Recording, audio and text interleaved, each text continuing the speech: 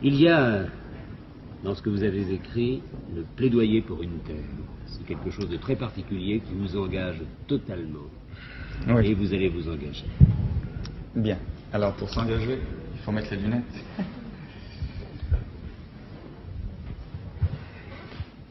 Il y a des choses qu'on ne peut pas dire en vers. L'autre jour, j'étais dans le métro et j'entends deux dames dire « T'as lu le journal encore, ces juifs avec leurs histoires? Quels emmerdeurs. » C'est vrai, nous sommes des emmerdeurs. Ça fait des siècles qu'on emmerde le monde, c'est dans notre nature, que voulez-vous. Abraham avec son Dieu unique, Moïse avec ses tables de la loi, Jésus avec son autre joue toujours prête à la deuxième baffe, puis Freud, Marx, Einstein, tous ont été des gêneurs, des révolutionnaires, des ennemis de l'ordre. Pourquoi? Parce que l'ordre, quel que fût le siècle, ne pouvait les satisfaire, puisque c'était un ordre dont ils étaient toujours exclus. Remettre en question, voir plus loin, changer le monde pour changer de destin, tel fut le destin de mes ancêtres. C'est pourquoi ils sont haïs par les défenseurs de tous les ordres établis. L'antisémite de droite reproche aux Juifs d'avoir fait la révolution bolchevique. C'est vrai. Il y en avait beaucoup, en 1917. L'antisémite de gauche reproche aux Juifs d'être les géants du capitalisme. C'est vrai. Il y a beaucoup de capitalistes juifs. La raison est simple. La culture, la religion, l'idée révolutionnaire d'un côté, les portefeuilles et les banques de l'autre, sont les seules valeurs transportables, les seules patries possibles pour ceux qui n'ont pas de patrie. Et maintenant, aujourd'hui qu'il en existe une, l'antisémitisme renaît de ses cendres, pardon, de nos cendres, et s'appelle antisionisme. Il s'applique aux individus, il s'applique à une nation. Israël est devenu un ghetto. Jérusalem, c'est Varsovie. Les nazis qui nous assiègent parlent arabe. Et si leur croissance se déguise parfois en faucille, c'est pour mieux piéger les gauches du monde entier. Moi qui suis un juif de gauche, je n'en ai rien à faire d'une certaine gauche qui veut libérer tous les hommes aux dépens de certains d'entre eux. Car je suis précisément de ceux-là, d'accord pour la lutte des classes, mais aussi pour le combat et le droit à la différence.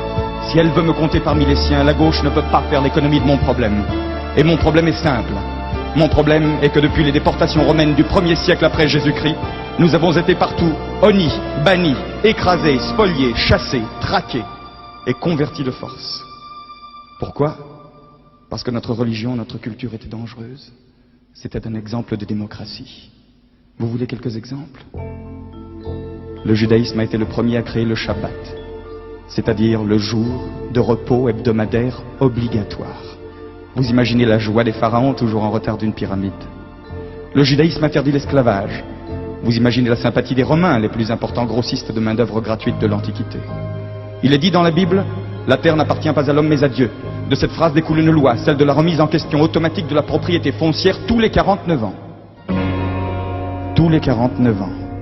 Vous voyez l'effet d'une loi pareille sur les papes du Moyen-Âge et les bâtisseurs d'empire de la Renaissance. Il ne fallait pas que les peuples sachent. On commença par interdire la Bible, et puis ce fut la médisance. Les murs de la calomnie qui devinrent les murs des ghettos, puis l'Inquisition, les bûchers, et plus tard les étoiles jaunes. Auschwitz n'est qu'un exemple industriel de génocide, mais il y a eu des génocides artisanaux par milliers. J'en aurais pour 3 jours, je vous le jure, rien qu'à nommer tous les pogroms d'Espagne, de Russie, de Pologne et d'Afrique du Nord. À force de fuir, de bouger, le juif est allé partout. On extrapole et voilà. Il n'est de nulle part. Nous sommes au rendez-vous, monsieur Chancel. Je suis effectivement de nulle part. Nous sommes parmi les peuples comme l'enfant à l'assistance publique. Je ne veux plus être adopté. Je ne veux plus que ma vie dépende de l'humeur de mes propriétaires. Je ne veux plus être un citoyen locataire. J'en ai assez de frapper aux portes de l'histoire et d'attendre qu'on me dise entrer. Je rentre et je gueule aujourd'hui. Je suis chez moi sur Terre et sur Terre j'ai ma terre. Elle m'a été promise. Elle sera maintenue. Qu'est-ce que c'est que le sionisme? Ça se réduit à une simple phrase. L'an prochain à Jérusalem. Non, ça n'est pas un slogan du Club Méditerranée. C'est écrit dans la Bible. Le livre le plus vendu et le plus mal lu du monde. Et cette prière est devenue un cri. Un cri qui a aujourd'hui plus de 2000 ans. Et le père de Christophe Colomb, celui de Kafka, celui de Proust, celui de Chagall, celui de Marx, d'Einstein et même de monsieur Kissinger l'ont répété ce cri au moins une fois par an le jour de Pâques. Alors le sionisme c'est du racisme? Mais faites-moi rire. Est-ce que 12 France, cher pays de mon enfance, est un hymne raciste? Le sionisme c'est le nom d'un combat de libération. Dans le monde chacun a ses juifs. Les Français ont les leurs, ce sont les Bretons, les Occitans, les travailleurs immigrés. Les Italiens ont les Siciliens, les Yankees ont leurs Noirs, les Espagnols ont leurs Basques. Nous, on a une prérogative. Nous sommes les Juifs de tous. À ceux qui me disent, et les Palestiniens? Je réponds, je suis un Palestinien d'il y a 2000 ans. Je suis l'opprimé le plus vieux du monde. opprimés quelquefois et souvent même supprimés. Je discuterai donc avec eux, mais je ne leur céderai pas ma place. Il y a là-bas de la place pour 2 peuples et pour 2 pays, pour 2 nations. Les frontières seront à discuter ensemble, mais l'existence d'un pays ne peut en aucun cas exclure l'existence d'un autre. Et les options politiques d'un gouvernement n'ont jamais mis en cause l'existence d'une nation. Alors pourquoi Israël? Quand Israël sera hors de danger, je choisirai parmi les Juifs et mes voisins arabes ceux qui me sont frères par les idées. Aujourd'hui, je me dois d'être solidaire avec tous les miens, même ceux que je déteste, au nom d'un ennemi insurmontable, le racisme.